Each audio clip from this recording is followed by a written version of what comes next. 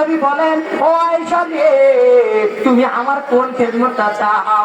আম্মা জান আয়েশা বলেন, এবারে আম্মা জান আয়েশা সিদ্দিকা রাদিয়াল্লাহু তাআলা আনহা বলেন, ও নবী গো, অন্যান্য বিবিকে কোন খেদমত দিবেন দিবেন, আমি আপনার দেওয়া খেদমত নেব না। আমি আয়েশার মন যা চায় সেই খেদমতটা চাই, আর সেই খেদমতটার নাম হলো গোসলের খেদমত। জোরে কান সুবহানাল্লাহ। আমার নবী বলেন, আয়েশা রে, তুমি আমার গোসলের খেদমতটা চাও কেন বলো? আম্মা জান আয়েশা সিদ্দিকা রাদিয়াল্লাহু তাআলা আনহা বলেন, ইয়া রাসূলুল্লাহ, ইয়া হাবিবাল্লাহ, ও নবী গো, আপনি যখন একদিন গোসল করতে ধরছিলেন, আমি আমার হুজরাখানার ভিতর দেখেছি অন্যান্য মানুষগুলো গোসল করে, গোসলের পানিগুলো অন্যত্রের মধ্যে বেয়ে বেয়ে চলে যায়, আর আপনি যখন গোসল করে ওই গোসলের পানিগুলো অন্যত্রের মধ্যে বেয়ে বেয়ে যায় না, মাটিগুলো চৌচির হয়ে যায়, ওই মাটির নিচের মধ্যে পানিগুলো চলে যায়। আর আমি আয়েশা নজর করে দেখতে পেরেছি ওই পানিগুলোর মধ্যে কি জানি চিকমিক চিকমিক করে চলতে থাকে। ধরে কান সুবহানাল্লাহ। আমার নবী বলে, আয়েশা রে, যাও যাও যাও, আমি রাসূল তোমাকে গোসলের খেদমতটা দিলাম।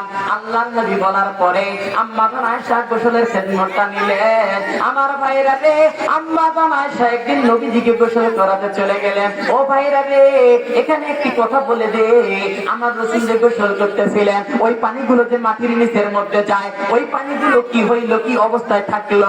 আমার রাসূল বলে, আয়েশা রে, ওই যে আমি গোসল করেছি, আমার গোসলের পানিগুলো মাটির নিচের মধ্যে চলে যায় আর চৌচির হয়ে যায়।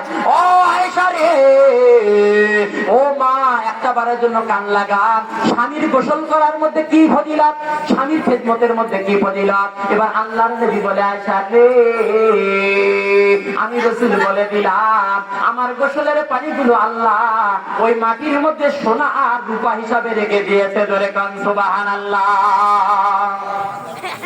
বলে, হে আয়েশা, আমি রাসূল বললাম, কিয়ামত আসার আগ পর্যন্ত কোন রাষ্ট্রের মধ্যে, পৃথিবীর কোন রাষ্ট্রের মধ্যে যদি সোনার অভাব হয়ে যায়, রূপার অভাব হয়ে যায়, কিন্তু আমি রাসূল বলে দিলাম, কিয়ামতের আগ পর্যন্ত মক্কা আর মদিনার মধ্যে সোনা আর রূপার অভাব হবে না। জোরে কান সুবহানাল্লাহ। আমার নবীর গোসলের পানিটা আল্লাহ সোনা হিসাবে রেখে দিয়েছে।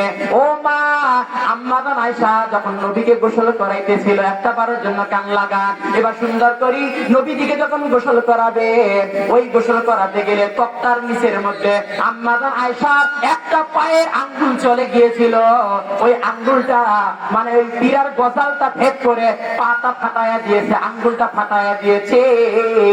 এবারে ওই রক্তগুলো জমিনের মধ্যে প্রবাহিত হইতেছিল, ওই গোসলের পানির সঙ্গে লাল পানিগুলো বেয়ে বেয়ে চলে যায়। আল্লাহর নবী ডাক দিয়ে বলে, ও আয়েশা রে, অন্যদিন গোসল করি পানিগুলো সাদা, কিন্তু আজকের পানিগুলো লাল কেন? আয়েশা রে বলো। আম্মা জান আয়েশা কিছু বলে না, আম্মা জান আয়েশা কিছু বলে কান্দে আর বলে, ইয়া রাসূলুল্লাহ, হাবিবাল্লাহ, ও নবী গো, মনের মধ্যে কষ্ট নিবেন না। আপনি যখন পীরার মধ্যে উঠতেছিলেন, তক্তার মধ্যে উঠতেছিলেন, ওই সময় আমি আয়েশার একটা পায়ের আঙ্গুলটা পীরার তলের মধ্যে চলে গিয়েছে। ওই সময় পীরার আপনার শরীরের ওয়েটের কারণে, ওজনের কারণে ওই পায়ের মাথাটা ফেটে গিয়েছে, আঙ্গুলের মাথাটা ফেটে গিয়েছে, আর ওই আঙ্গুলের রক্তগুলো প্রবাহিত হইতেছিল, এই জন্য পানিগুলো লাল লাল দেখা যায়। আমার রাসূল বলে, ও আয়েশা রে, তুমি আমাকে উঠতে বলো নাই কেন? বলো না, বলো। এবারে আয়েশা বলে, ইয়া রাসূলুল্লাহ, ইয়া হাবিবাল্লাহ, আমি আয়েশার পায়ের আঙ্গুল তো দূরের কথা, আমি আয়েশার যদি কলিজাও ছেড়ে যেত, আমি আয়েশার কলিজাও যদি ফেটে যেত, তবু আমি আল্লাহর নবীকে বসা থেকে দাঁড়াইতে বলতাম না। জোরে কান আল্লাহু আকবার। ও মায়েরা রে, স্বামীর খেদমত কেমনে করতে হয় নবীদের বিবিদের জীবনীগুলো দেখো। এই জন্য তো আমার নবী বলেছে, এই জন্য তো আমার রাসূল বলেছে, ও সাহাবীরা রে, তোমরা আয়েশার জীবনী থেকে শিক্ষা গ্রহণ করো, তোমরা খাদিজার জীবনী থেকে শিক্ষা গ্রহণ করো। ও মায়েরা রে, এই জন্য তো আমি বললাম মারে, তোমরা স্বামীর খেদমত করো। ওই স্বামীকে গোসল করাতে গিয়ে ওই স্বামীর শরীর থেকে যত পানির ফোঁটাগুলো জমিনের মধ্যে পড়বে, এক ফোঁটা করে পানির বিনিময়ে তোমার আমলনামার মধ্যে একটা করে নেক দেওয়া হবে, আর একটা করে তোমার জীবনের বিগত গুনাহকে আল্লাহ ক্ষমা করে দেবে। ধরে কোন সুবহানাল্লাহ।